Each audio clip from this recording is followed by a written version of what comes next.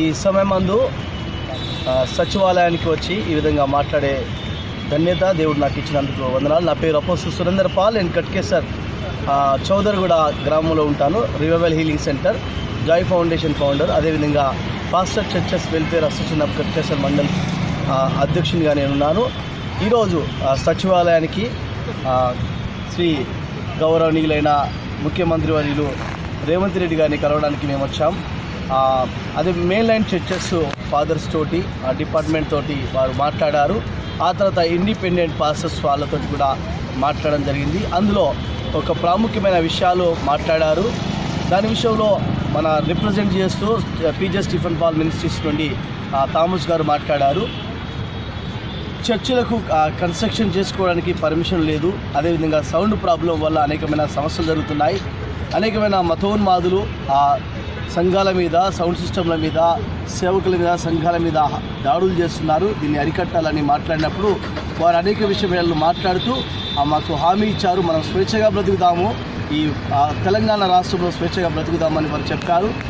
శ్రీ రేవంత్ రెడ్డి గారికి నా హృదయపూర్వకమైన అభినందనలు తెలియజేస్తున్నాను. మీ మంచి మనసుకు స్వేచ్ఛ జీవులుగా ఉండాలి.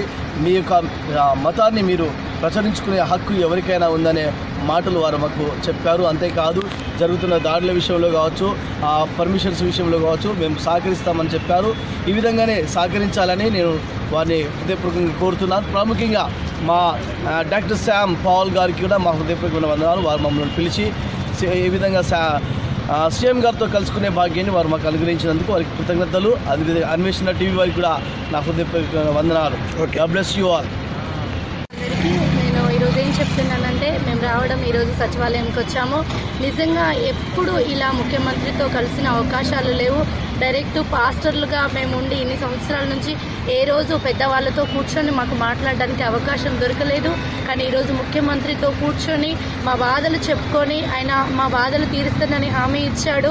ప్రతి క్రైస్తవులకు ఎలాంటి ఇబ్బందులు లేకుండా మేము చూసుకుంటాము, మీరు మీ సొంతగా మీ దేవుని ప్రార్థించేటప్పుడు మీకు ఎలాంటి ఇబ్బందులు లేకుండా మేము చేస్తాము అనేసి ఆయన హామీ ఇచ్చాడు.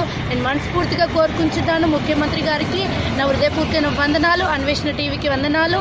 మమ్మల్ని ఇక్కడికి పిలిచిన పాస్టర్ వాళ్ళకి కానీ ఈరోజు సేవకులందరికీ సమయం ఇచ్చి మమ్మల్ని అందరినీ కూర్చోబెట్టుకుని మా మాటలు విన్న ముఖ్యమంత్రికి నేను హృదయపూర్వకమైన వందనాలు చెల్లిస్తున్నాను.